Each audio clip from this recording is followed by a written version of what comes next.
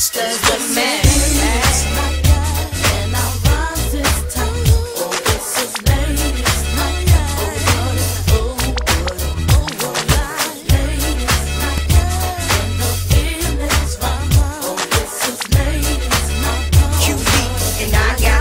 Sisters with me.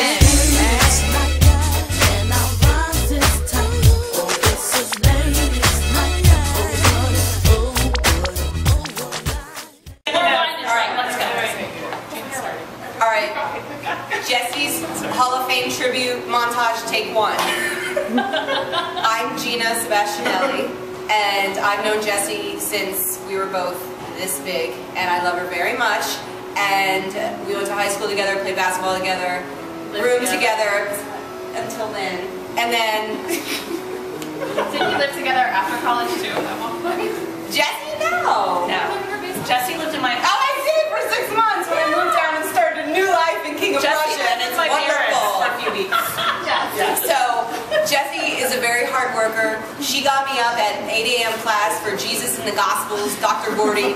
Every freaking time we had to get up when we were roommates, and I love you for that. I will carry that with me for the rest of my life. And she was a very hard worker, and she always had the green light to shoot, and we always passed her the ball, and she made the shots, and she scored 1,000 points. And that's why she's here.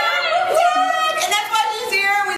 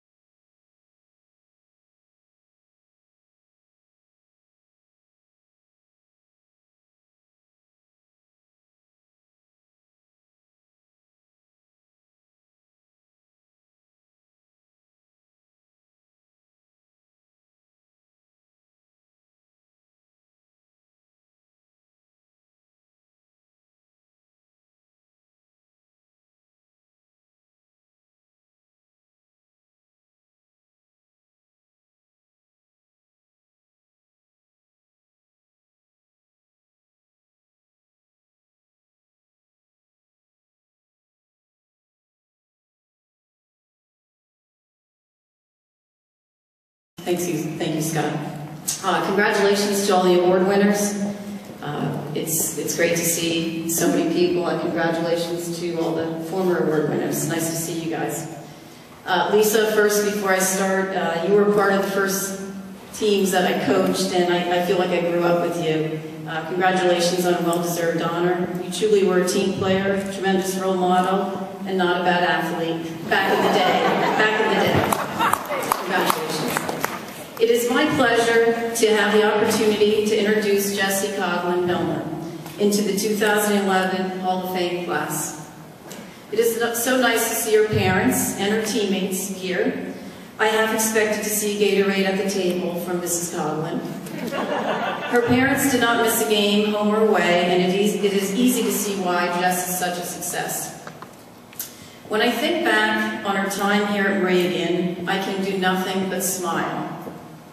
She appears slight and weak. She is and was nothing but muscle and toughness. Her enthusiasm for the game of basketball and tennis was infectious and constant. And when I use those words, infectious and constant, I mean them wholeheartedly. Coaching her was easy. Disciplining her was minimal, if at all. Not sure I could say that about the rest of her teammates.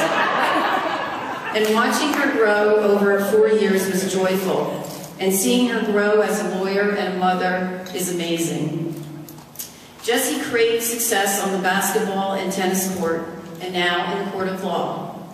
She pushed her teammates to be better than they were. She gave 100% every day, switching easily from tennis to basketball every year. On the tennis court, she was relentless. I would not call her smooth, but who can argue? 2 undefeated single tennis seasons, 62 career wins, a .969 winning percentage, and toss in .95 percentage in doubles, along with 3 MAC team championships. Her lob, serve, and run-around volley game was fun to watch and frustrating to play against. Now on the basketball court, she was smooth. Her tenacious style of play on the defensive end was remarkable. She still holds the school record for steals in a game, 9, and she did it twice. But I would categorize her as an offensive player. Jess loved to shoot, and the 3 was her specialty. She could handle and dish it out as well. She still ranks 3rd all-time in assists, 2nd in steals, and 4th in career 3s. She could do it all. Like all the Hall of Famers before her that I coached, her work ethic, desire to win, and ability to get the most out of her God-given talents exceeded my expectations as a coach. Jessie is a winner, on and off the court. I am grateful to have coached her, and I'm proud to call her my friend, and I'm honored to introduce Jessie Coughlin Miller into the Moravian College Hall of Fame.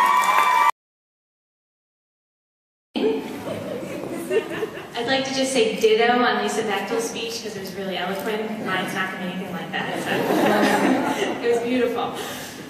I'd like to begin by thanking the Hall of Fame Selection Committee for considering me for this esteemed honor. I'm truly humbled to be inducted with such a talented group of people.